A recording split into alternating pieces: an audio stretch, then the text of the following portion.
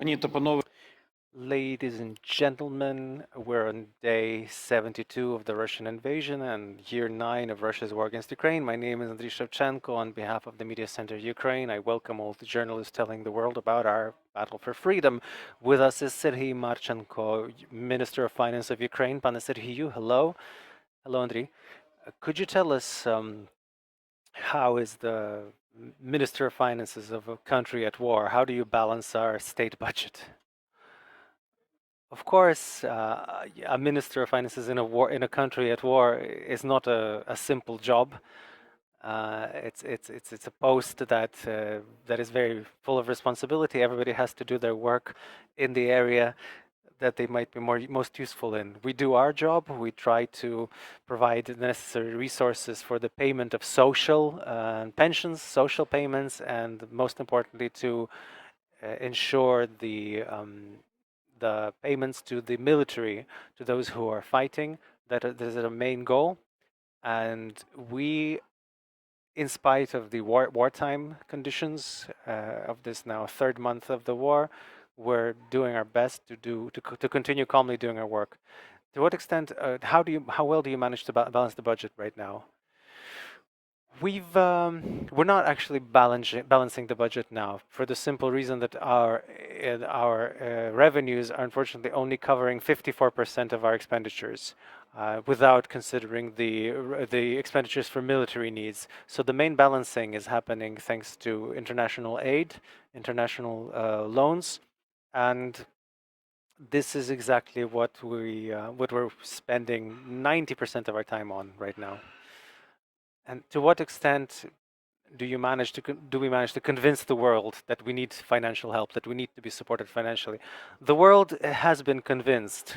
That's not the question. They agree. Our needs are seen and understood. They understand that we have the need to finance the deficit, but there is the question of putting all this together and also having funds in the account. So as a Minister of Finance, I cannot be happy with how fast these funds come to our accounts. But we're working on it because this is this is not working with one organization or one donor. It's working with all the countries of the world who are prepared to help Ukraine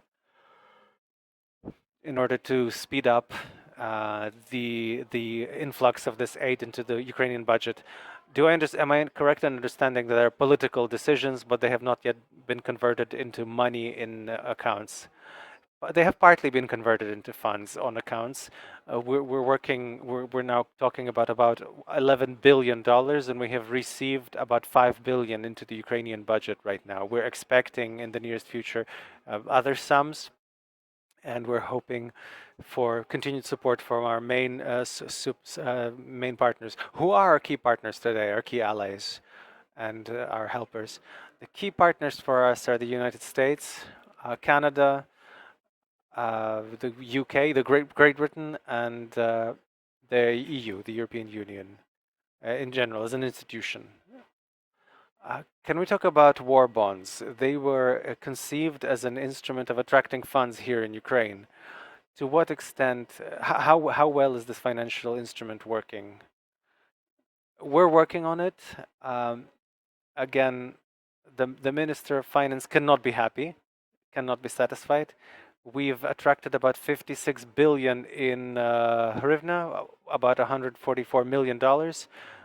But of course, we would like to have more demand for those bonds, particularly from the side of on the part of the Ukrainian citizens and legal entities. So we keep propagating the necessity to support the budget of Ukraine through this tool, and we call, maybe also through your media center, for all of the citizens who care to please buy even one bond. It costs 1,000 hryvnia. Even one bond will help us. Can you describe a typical portrait of the kind of people who are buying these bonds today? Typical, I mean, usually these are Ukrainian banks, state-owned Ukrainian banks. They own over 95% of those bonds that have been bought. Other are bonds are banks that are not owned by residential, and about 1,000 legal entities and physical persons have had the opportunity to buy these bonds. We cannot describe you a portrait of these people because it's a bank secret. The confidentiality, they're working through their banks that then come into auctions and involve these obligations. Okay, if we're talking about physical, about individuals, who ought to be interested, who would be interested in this kind of tool, this kind of product? I think it's every citizen that have, who have a job, who are economically active, who are either working in Ukraine or working for various reasons are IDPs or perhaps refugees. I don't think that the sum is so great that it cannot be provided as an aid to the budget of Ukraine, especially in wartime.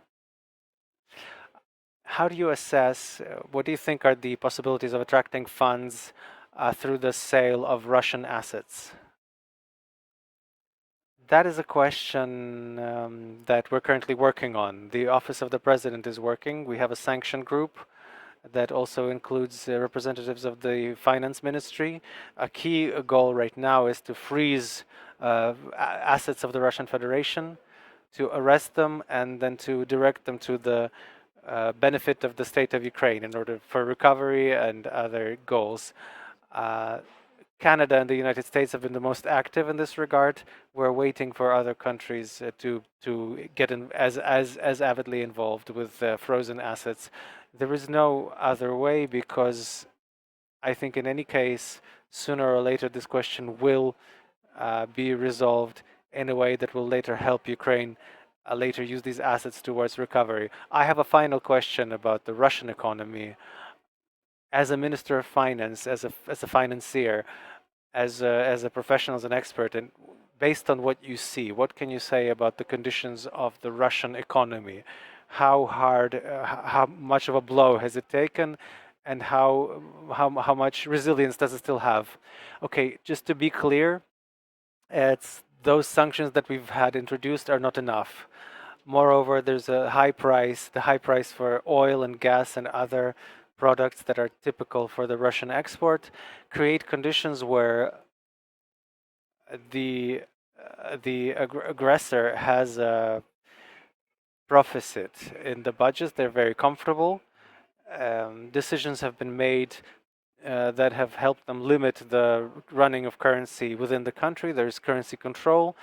There have been limitations on the trading of valuable obligations and papers, which have stabilized the situation in the country. The most important goal right now is not to stop at the sanctions that have already been introduced, to continue this package of sanctions and to broaden it, broaden the number of banks and companies and citizens that have to do with the Russian government, and of course the complete embargo on the sale, on the acquisition of gas and oil from the Russian Federation.